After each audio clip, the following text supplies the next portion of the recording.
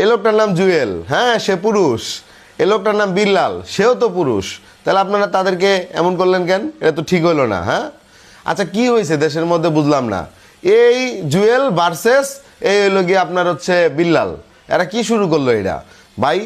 এই বিল্লাল মানে কন্ট্রোভার্সি কি নিয়ে শুরু হলো? এই বিল্লাল 1,000 টাকায় বই বিক্রি করতেছে, সেটা নিয়ে জুয়েল বলল যে আপনি কেন 1,000 টাকায় বই বিক্রি করবেন?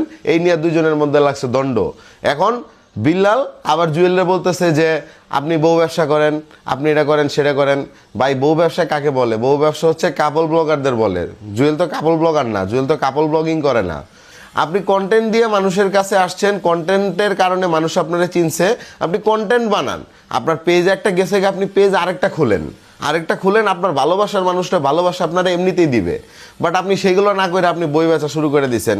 আর রিসেন্টলি আমার একটা কথা খুব মানে খারাপ লাগছে, বিশেষ করে গায়ে লাগছে, যে এই বিল্লাল সে নিজেরা দাবি করতেছে এ নাকি কন্টেন্ট ক্রিয়েটরের আব্বা।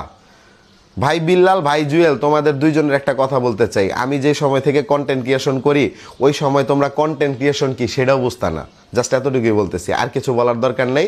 আমি হৃদয় হাসান আজ পর্যন্ত যত কন্টেন্টই বানাইছি না কেন, নিজেকে হাইলাইট করে কোনো কন্টেন্ট বানাই নাই। মানে আমার ভাইরাল হইতে হবে, আমার আলোচনায় থাকতে হবে, আমাকে নিয়ে আপনারা আলোচনা করবেন, সমালোচনা করবেন, এরকম কাজ আমি খুব কম করি না।